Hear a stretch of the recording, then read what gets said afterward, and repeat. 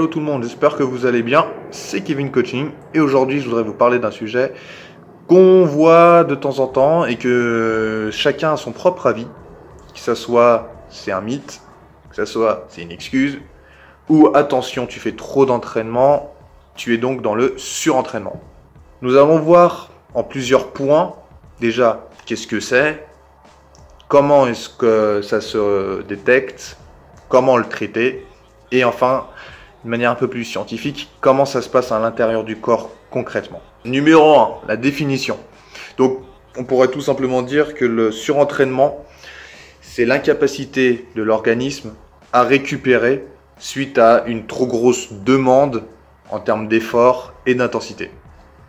Tout simplement, le surentraînement survient lorsque l'entraînement est trop intense, trop régulier et que le corps n'arrive donc pas à récupérer.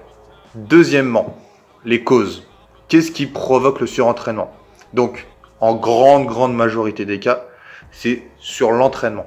Donc, ça va être trop lourd, trop souvent, trop de fois les mêmes exercices, pas assez de repos entre les séances, qui vont mener petit à petit à ce que le corps n'arrive plus à suivre et vous emmène vers le surentraînement.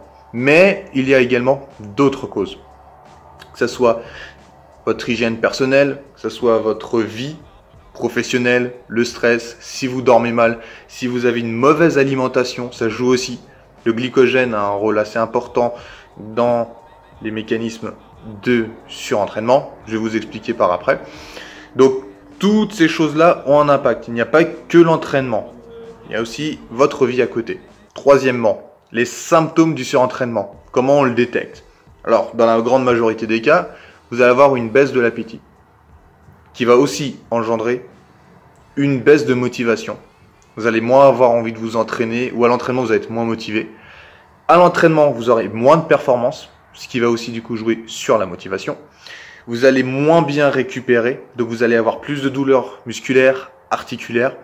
Vous allez moins bien récupérer également lors de vos nuits, donc vous allez passer des nuits plus agitées, ce qui va jouer sur le reste, donc ça devient une spirale. C'est quelque chose d'assez néfaste. Vous allez aussi avoir une augmentation de votre fréquence cardiaque au repos. Donc c'est un bon moyen de le détecter si votre pouls vous le connaissez au réveil d'habitude ou votre fréquence cardiaque quand vous faites pas de sport. Vous prenez le matin au réveil. Vous voyez si par exemple vous étiez à 60 d'habitude, là vous êtes à 80. Prenez 2-3 jours d'affilée. Si vous voyez que votre fréquence cardiaque elle explose alors que vous faites rien, c'est un bon indicateur. À ça, on peut aussi rajouter des troubles digestifs, mal à l'estomac, du mal à digérer, des troubles du comportement, vous allez être agressif. Enfin, du coup, ça devient la cata, vous êtes fatigué, vous n'avez plus de motivation, vous n'avez plus faim, enfin, il n'y a plus rien qui va. Ça peut s'apparenter comme une sorte de dépression. Quatrième point, comment éviter le surentraînement? Bah, là, ça va plutôt être propre à chacun.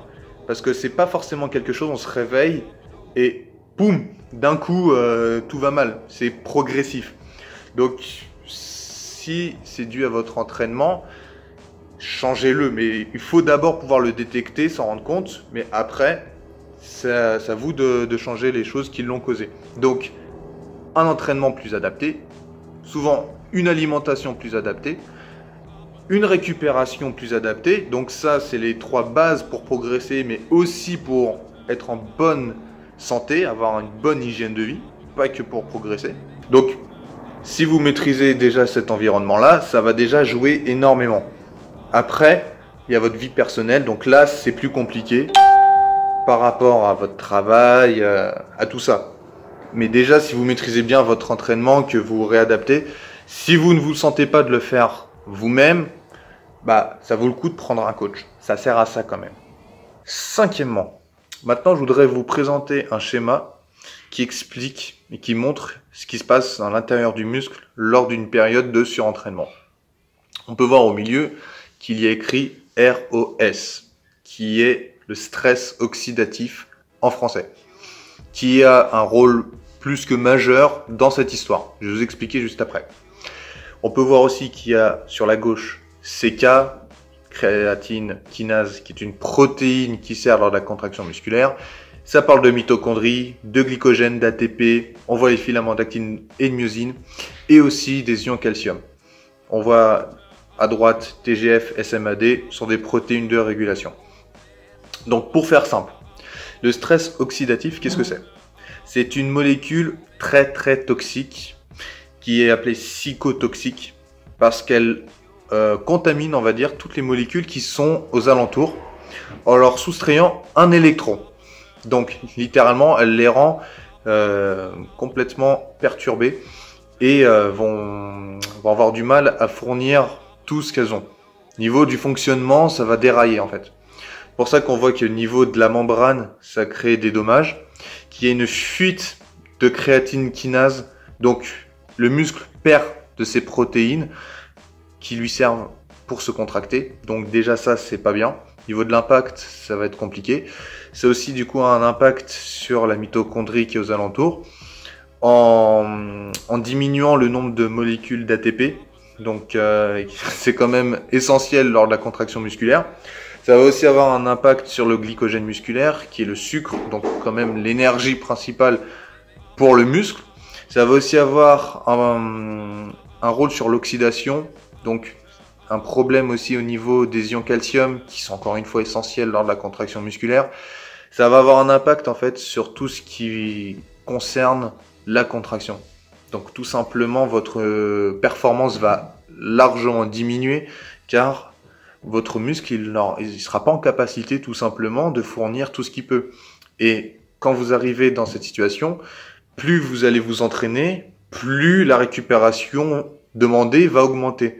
C'est-à-dire que si vous vous rendez pas compte et que vous persistez dans lors de cette situation, bah vous allez faire que régresser, ça va vous emmener forcément à la blessure. Donc il faut pas négliger ça. Je pense que c'est assez rare d'arriver à ce stade-là, mais parce que normalement, je pense que votre rythme cardiaque, enfin votre fréquence cardiaque au repos va déjà vous envoyer des sacrés signaux.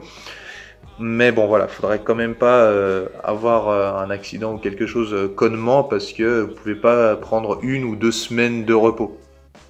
D'ailleurs, en parlant de traitement, il n'y a pas vraiment de traitement à l'heure actuelle, à part le repos hein, qui est basique mais qui fonctionne très bien lorsque c'est musculaire et même autre. À part la prise d'anti-inflammatoires et d'antioxydants qui vont du coup combattre un petit peu ça et permettre une meilleure récupération. Donc voilà, c'est tout ce qu'on peut conseiller pour essayer de s'en sortir au mieux avec du repos. Et une fois que vous voyez que voilà, l'appétit revient, vous dormez mieux, donc tous les signaux au préalable commencent à être améliorés, vous pouvez envisager de reprendre tranquillement, voyez comment vous récupérez, et puis après c'est bon, c'est reparti. Voilà, la vidéo est maintenant terminée. Si elle vous a plu, je vous invite à liker, partager, laisser un commentaire. Dites en commentaire justement ce que vous voudrez voir, quel sujet vous voudrez que j'aborde la prochaine fois. Moi, je vous laisse là. Et en attendant la prochaine, je vous dis bye et ne lâchez rien. Ciao, ciao!